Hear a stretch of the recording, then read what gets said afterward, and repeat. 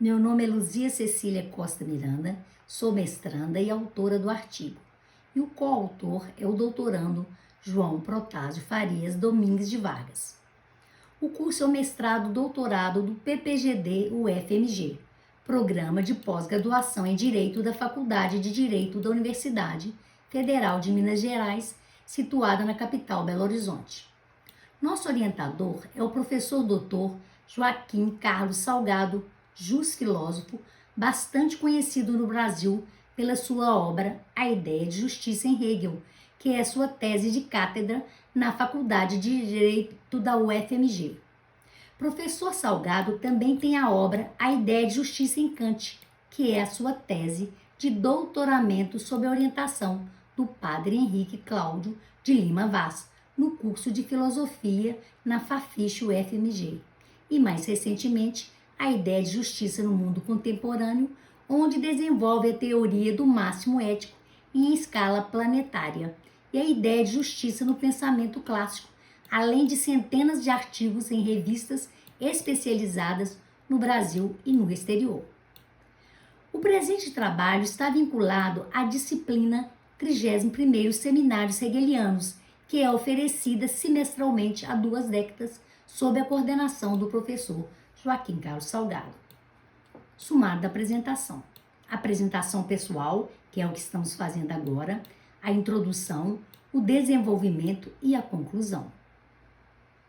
A introdução. O tema que vamos desenvolver neste 11º Congresso Internacional da Sociedade Hegel Brasileiro na Unesp tem como título A Transição do Direito Estatal Externo à História Mundial na Filosofia do Direito de Hegel, parágrafo 340. Um resumo aprovado diz o seguinte: Hegel apresenta como último momento do espírito objetivo, que é também o último da eticidade e do Estado, a história mundial. No parágrafo 340, que é o último do direito estatal externo, a transição deste para a história mundial, cuja leitura sistemática não pode ser feita desvinculada do parágrafo 548 da enciclopédia. Numa perspectiva atual, podemos dizer que se trata de uma transição do direito internacional para a historicidade das nações ou estados nacionais, que são os verdadeiros protagonistas do desenvolvimento histórico do mundo. Como os espíritos dos povos, no seu conjunto, formam a unidade do espírito do mundo, são as relações estabelecidas entre eles que levam ao julgamento histórico, que Hegel chama Tribunal do Mundo. Há uma dialética dos espíritos particulares dos povos na formação da história mundial universal, que se apresenta como tribunal que julga em escala planetária, dizendo que quem tem razão nas contendas que acontecem ao longo do tempo, principalmente aquelas que implicam em guerras das variadas proporções. Tal qual hoje se compreende que o sujeito de direito internacional é exclusiva ou preponderantemente os Estados nacionais. Assim também compreendia Hegel, que é o Estado quem faz a história e não o indivíduo humano, por si só, e se faz parte da história, falo na qualidade de representante do Estado.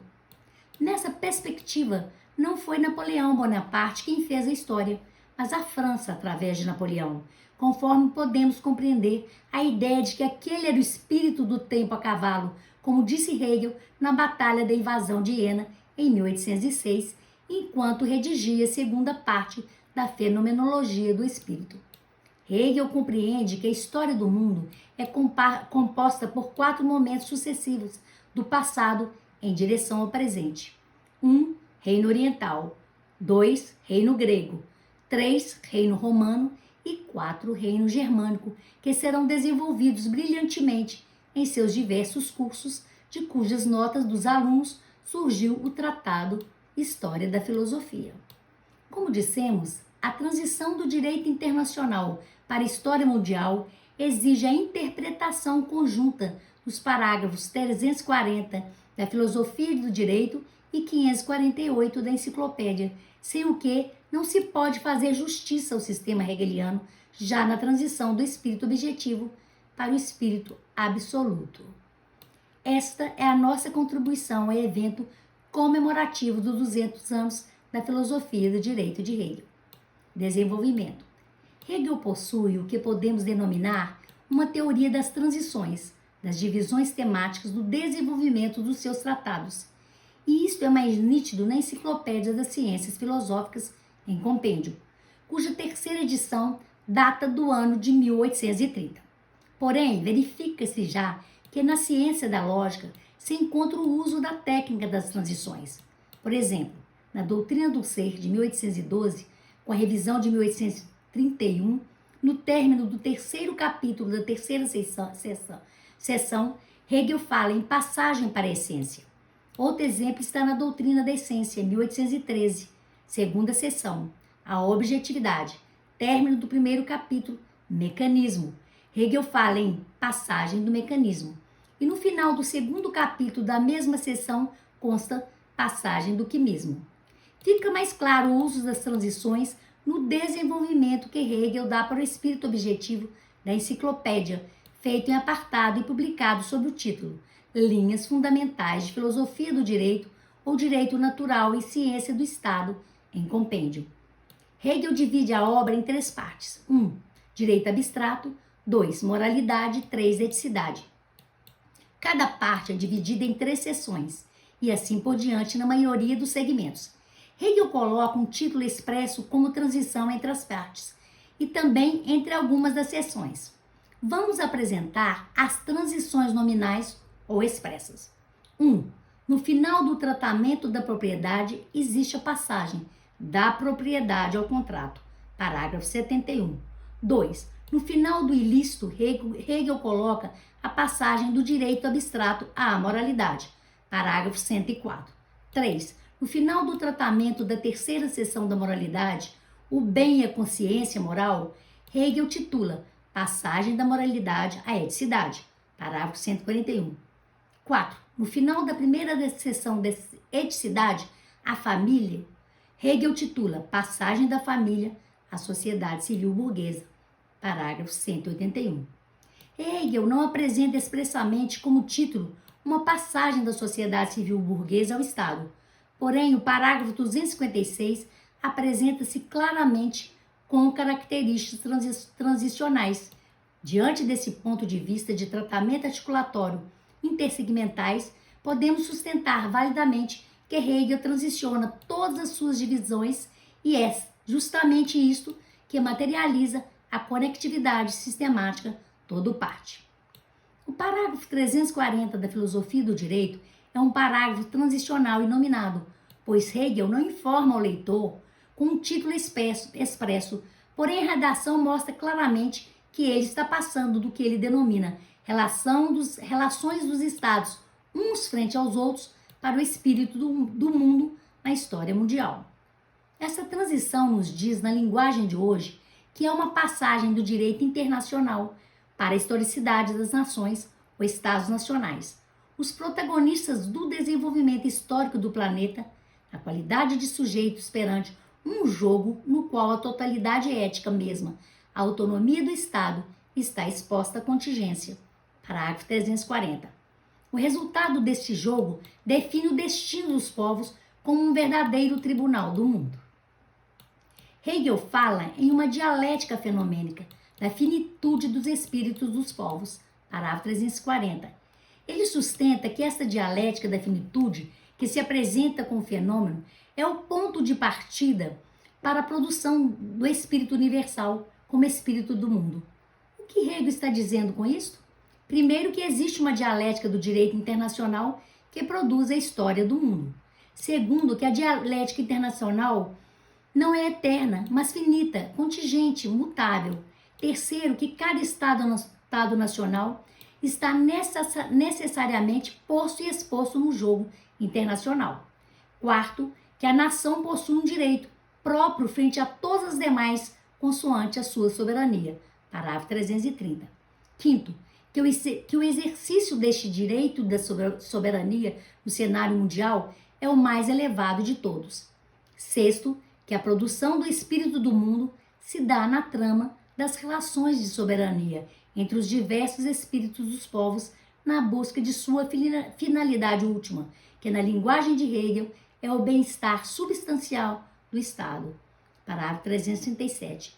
Tanto pelos tratados, parágrafo 36, tanto pela guerra, parágrafo 338, sempre na tentativa de uma harmonização internacional.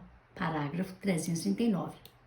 Hegel divide a história mundial não em 3 partes, como seria de esperar, mas em 4, em uma sucessividade de períodos históricos titulados segundo a predominância do princípio natural do espírito do povo dominante que faz época.